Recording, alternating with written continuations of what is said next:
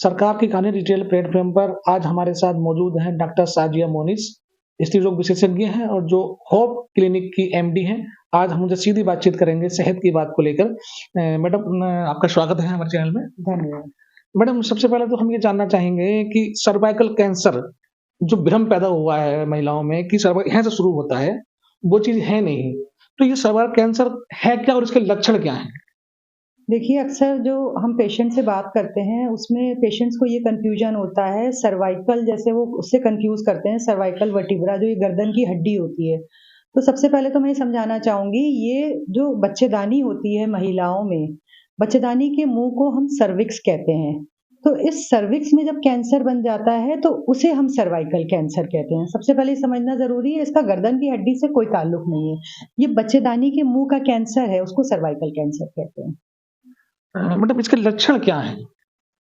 लक्षण में देखिए शुरू में कई मरीज़ों को तो कोई लक्षण होते ही नहीं हैं, इसीलिए बीमारी बढ़ जाती है। पेशेंट्स को हल्के-फुल्के कॉमन सिम्पटम्स जैसे व्हाइट डिस्चार्ज की प्रॉब्लम, मेंस्ट्रुअल प्रॉब्लम्स, तो पेशेंट्स उसको कन्फ्यूज़ हो जाते हैं, उनको समझ में नहीं आता है कि कैंसर के भी लक्षण हो सकते हैं। तो जो आप कॉमन परेशानियाँ महिलाओं में होती हैं, उसी के लक्षण होते हैं। कुछ हाँ स्पेसिफिक लक्षण जैसे इंटरमेंसेस के बीच में ब्लीडिंग होना, मेंसेस बंद होने के बाद ब्लीडिंग होना, पोस्ट कॉइटल ब्लीडिंग, ये उसके कुछ स्पेसिफिक लक्षण हैं जिस पे महिलाओं को ज़्यादा ध्यान देना चाहिए और अगर ऐसे कोई लक्षण है तो अपने डॉक्टर से ज़रूर कंसल्ट करें। महिलाओं में अधिकांश जानकारी का अभाव है और उससे इसी जानकारी के अभाव में महिलाएँ इसमें ज़्यादा प्रभावित होती हैं। इसकी खास वजह क्या है? इसकी ख़ास वजह देखिए जो सबसे कॉमन वजह है वो है एचपीवी वायरस इन्फेक्शन। ये वायरस से पैदा होती है ये बीमारी, ह्यूमन पैपिलोमा वायरस, जो अमूमन 80% महिलाओं में होती है। लेकिन इसका ये मतलब नहीं है कि हर महिला को सर्वाइकल कैंसर हो जाएगा। जिन महिलाओं में कुछ कोमॉर्बिडिटीज़ होती हैं, अब वो कौन-सी महिलाएँ हैं जैसे जो लो सोशियो इकोनॉमिक स्टेटस में रहती हैं, जो अपने माहवारी के समय साफ-सफाई का ध्यान नहीं रखती हैं या जिनके बहुत सारे पार्टनर्स होते हैं या जिनकी बहुत कम उम्र में शादी कर दी जाती है या बहुत सारे बच्चे होते हैं, तो इन महिलाओं में कैंसर के चांसेस नॉर्मल महिलाओं से ज़्यादा होते हैं। डॉक्टर साहिबा आंकड़े बताते हैं कि कुछ अन्य राज्यों में भी और हमारे यूपी में भी ये केस ज़्यादा देखने को मिल रहे हैं। तो इसका क्या इलाज संभव है? हाँ, इसका इलाज संभव है और इसके जो इलाज का जो तरीका है वो 3 स्टेजेस में आता है। पहला है जैसे प्राइमरी प्रिवेंशन मतलब जब बीमारी हमारे शरीर में हुई ही नहीं है। तो आपने सुना होगा जैसे आजकल सर्वाइकल कैंसर वैक्सीन लगाई जा रही है, वो इसलिए लगाई जाती है कि मान लो हमारे शरीर में बीमारी नहीं है और आगे भी ना आए। तो वैक्सीन से 80% तक निवारण हो जाता है।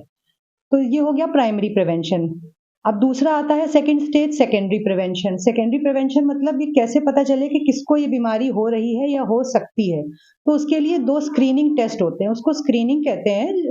पैप स्मीयर या आपका एचपीवी डीएनए टेस्ट, ये 2 टेस्ट हर महिला को 30 साल की उम्र के बाद करा लेने चाहिए कि अगर मान लो कैंसर की शुरुआत हो गई है या कुछ हमारे अंदर संभावनाएँ हैं अगर आगे कैंसर बनने की, तो वो इन टेस्ट से पहले ही पता चल जाएगा।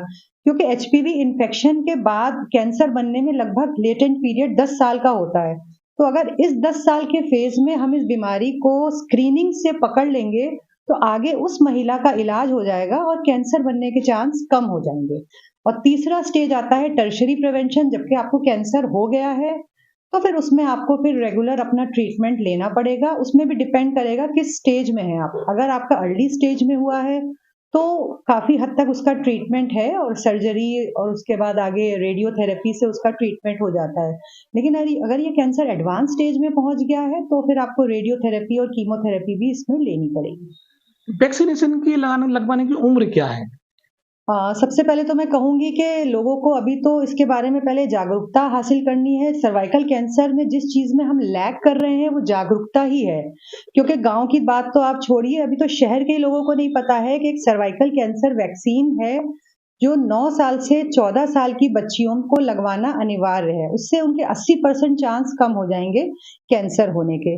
लेकिन इसमें जागरूकता कम क्यों है? क्योंकि सबसे पहले तो पेरेंट्स को हमें गाइड करना है कि उनके मन में जो भ्रम है, जो आशंकाएँ हैं कि इससे जो है आगे चल के इसकी मेंसेस गड़बड़ ना हो जाए, इससे चल के इसकी फर्टिलिटी पे फ़र्क ना पड़े। तो ये सब थोड़े भ्रम हैं, तो जो दूर करने हैं तो 9 साल से 14 साल की बच्चियों में अमूमन इसका बहुत अच्छा रिज़ल्ट आया है और उसमें ही लगानी चाहिए और 2 डोज़ेज़ होती हैं, फर्स्ट डोज़ और दूसरी डोज़ फर्स्ट डोज़ के 6 महीने बाद लगती है। और ये बच्चियों में नहीं, ये लड़कों को भी देनी चाहिए क्योंकि वायरस इन्फेक्शन दोनों में ही होता है और आपस के संपर्क से ही इन्फेक्शन कैंसर का रूप ले लेता है। तो लड़के-लड़कियों दोनों में ही 0 एंड 6 मंथ्स है इसका 2 डोज़ेज़ होती हैं, 9 से 14 साल। अगर किसी को 14 साल तक नहीं लगी है तो 15 साल से 26 साल के बीच में भी इस वैक्सीन के फिर 3 डोज़ेज़ हो जाती हैं। 0 डोज़ और दूसरी डोज़ पहली डोज़ के 2 महीने बाद और तीसरी डोज़ पहले डोज़ के 6 महीने बाद। अगर आप 15 साल के बाद 26 साल तक लगवा रहे हैं तो 3 डोज़ेज़ आपको लेनी पड़ेंगी। ये जो सर्वाइकल कैंसर है, ये कितना कॉमन है और ये किस तरह से बढ़ रहा है हमारे देश में? देखिए मैंने आपको पहले भी बताया कि जागरूकता का बहुत ज़्यादा अभाव है, तो जागरूकता से ही इसकी सबको नॉलेज होगी। आप देखिए सिक्किम में, आप चंडीगढ़ में देखिए, पंजाब में देखिए तो वहाँ पे 97% गर्ल्स को वैक्सीनेशन मिल चुका है। लेकिन अभी इधर वाला एरिया जो है, यहाँ पे अभी बहुत ज़्यादा जागरूकता की कमी है। क्योंकि वहाँ पे उन्होंने स्कूल्स के थ्रू अप्रोच करा और ज़्यादा 97% लड़कियों ने वैक्सीन लगवा ली है सर्वाइकल कैंसर। तो अगर यहाँ पे भी ये कवरेज हो जाएगा तो मैं समझती हूँ कि काफ़ी हद तक इसका इंसिडेंस कम हो जाएगा। अपने यहाँ जो होप क्लिनिक है, ये वैक्सीन की सुविधा यहाँ पर अवेलेबल है? हाँ, मैं आपको सबको ये बताऊँगी कि वैक्सीन आप हमेशा डॉक्टर की देख-रेख में लगाएँ, ऐसे ना लगाएँ क्योंकि अमूमन लोगों को भ्रम है कि इससे कोई साइड इफ़ेक्ट्स ना हो, तो इस वैक्सीन से कोई भी साइड इफ़ेक्ट नहीं है। बस जो इंजेक्शन लगाने से जो थोड़ा बहुत आपको पेन, जो थोड़ा स्वेलिंग आती है, जो नॉर्मली हर टीका लगने से होती है, बस यही इसके साइड इफ़ेक्ट हैं। लेकिन बेटर ये है कि आप डॉक्टर की देख-रेख में लगाएँ, तो वो ज़्यादा ठीक है।